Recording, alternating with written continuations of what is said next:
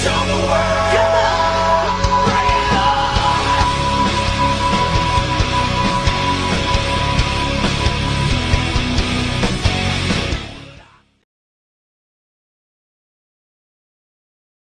on. Viewers and wrestling fans around the world. I'm Josh, the host with the most, and I'm here with another episode of Shootin' for Real.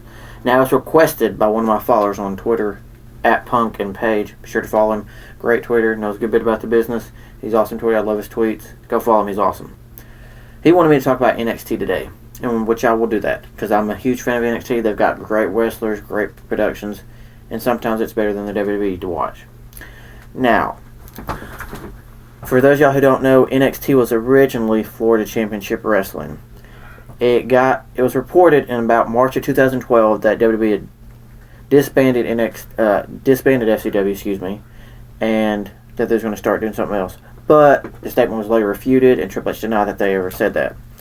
But later on, in about August, a few months later, they ended up disbanding it, deactivating all the titles, and beginning production of NXT Wrestling. Now, NXT Wrestling was based in Orlando, Florida at Full Sail University.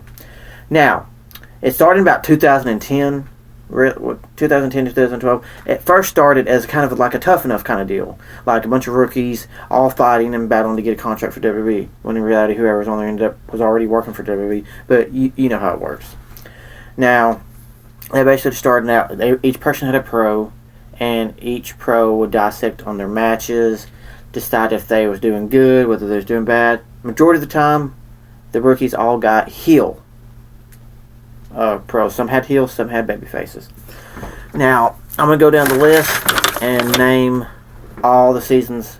There's only like 4 seasons before they started doing NXT actual wrestling show. There's 4 seasons. First season, Wade Barrett won. Second season, Cabal won, and I don't think he did anything with it for a while. Third season was Caitlyn, and then fourth was Johnny Curtis, who's actually known as Fandango now. Now, in about 2013 is when they started. 2012, late 2012, early 2013, I want to say. If I'm wrong, you can correct me.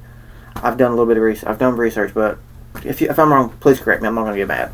Late 2012, early 2013 is when it started actually becoming a wrestling show like Raw and SmackDown. They started taping it like right before SmackDown, and it was on WWE.com, and then later they made a deal with Hulu and Hulu Plus, and now it streams live on Hulu, which is the only way you can watch it now. Now, it's broadcast all over the world. In some countries, I think it's Canada and Australia, I'm not for sure. I've seen people talk about it on Twitter saying it's on TV. It's not on here yet, which I hope it does soon, because I would love to see it, because I have to go back and watch it on YouTube or something like that, because I don't have a Hulu subscription. I'm strictly Netflix. But it's on Hulu Plus. Hulu and Hulu Plus. Now, things started getting really sketchy. In about 2013, a few wrestlers got released. I'm not going to name who because I'm not going to get any shit started. If you know who it is, great, cool. In 2013, a couple wrestlers got released, and then they started making allegations saying that the strength coach and some of the coaches were sexually harassing the female NXT wrestlers.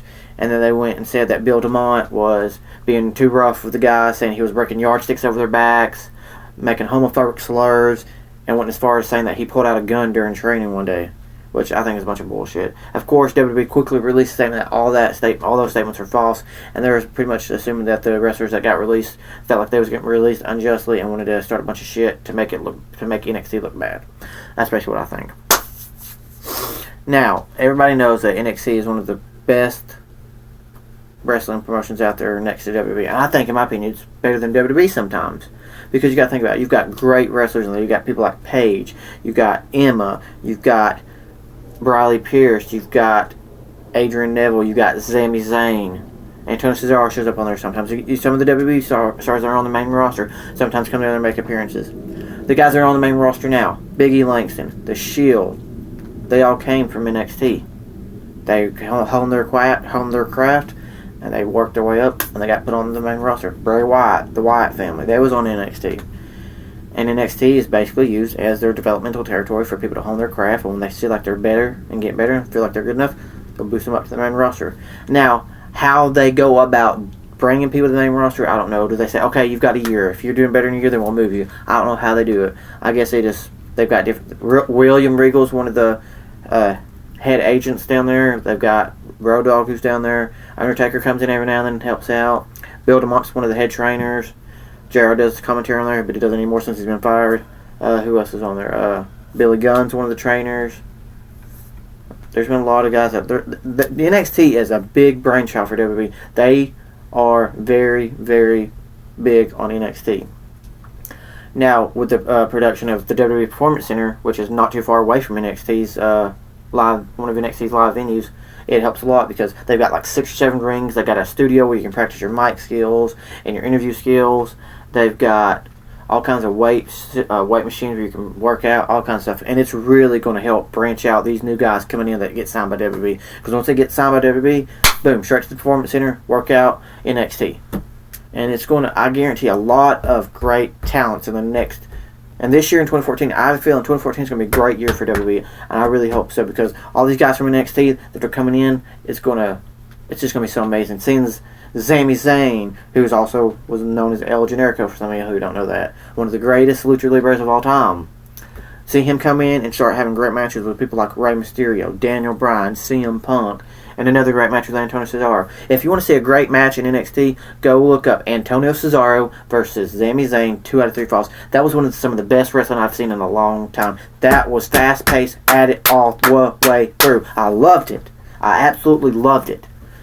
So for those of y'all who want to see some good wrestling, watch NXT, subscribe to Hulu Plus, and you will see some great wrestling. And if you can't get Hulu Plus, which it's the same price as Netflix, about $8 or $9, maybe more, I'm not for sure. But with me already having Netflix, I might subscribe to Hulu later on today because I've got money on my card, so I might actually get Hulu Plus so I can watch NXT more. But I would love to see some of these guys get on the main roster very soon. And these past few episodes of Raw and SmackDown, we've seen Emma in with the audience, doing her Emma-lution. I love that shit. I love that music. I love her dance. If they don't keep her with that when they bring her to the main roster, I'm going to be very disappointed because that's great. I love it. Now, it's looking like she's going to be the next diva to be called to the main roster because she also had a dark match against Naomi. She lost, but she still had a dark match. So I think they're they're just putting in their crowd for right now so they can decide what to do with her. Because it'll be fucked up if they just bring her in and they don't know what to do with her. Which they've done with a lot of guys. They've done it with Dolph. They've done it with Punk. They've done it with a lot of guys. That's why I'm glad that they have this NXT. That way they can keep people there, let them hone their craft. Like, if they have a list of guys who are getting ready to call the main roster, they're going to be like, okay, what are we going to do with him? We got to have a storyline for him. Got to have a storyline for him. Got to have a storyline for her. You can't just bring somebody in and let them flounder in the mid-card, especially if it's a great worker from NXT. Because people from NXT that get thrown over to the main roster, they're going to want to have an impact when they come in. Because some people don't know these guys from NXT. Some people don't watch them. Like the little kids, lovely. They ain't going to know who they are, so they got to make an impact. True fans like me and some other guys know these guys. They're going to want to see them making a big impact too as well. So it's going to be good to see how all this pans out over the next year or so. Because like I said, I'm a huge NXT fan. I love some of these matches that they have, and it's just a great promotion that WWE's put together. And I believe my two favorite divas on NXT are Paige and Emma. I also like Flair's daughter Charlotte. She's damn good. And believe it or not, Summer Rae is pretty damn good. If you haven't seen any of Summer Rae's matches in NXT, go watch them. She's pretty damn good. And of course, one of my favorite in NXT is Sami Zayn because he's an amazing high flyer. He's great, well-rounded, all in the ring. Great technical wrestler. He knows how to control the pace of a match. It's amazing. All right, guys, I'm out of time for today. If you've got a topic you want to talk about for me, comment below or send me a message on my Twitter. Follow me on Twitter at FutureEzZiggler. Subscribe, and I'll talk about anything you want to talk to. If you've got a topic on wrestling that you want to talk about, or a position that WWE has with a wrestler that you're not proud of, like Dolph, like I'm not proud with Dolph's position right now, send me a message on Twitter. Comment below. Subscribe. I will keep things updated. If I feel I might make one every day. I might make one every day. I might make 5 a day. Whatever's on my mind, I'm going to put it on here. I'm going to talk about it. So I could just keep a lookout. I'll be putting videos on here all the time. Alright guys, we're out of time for today. I'm Josh, and you've been shot for real. Later guys.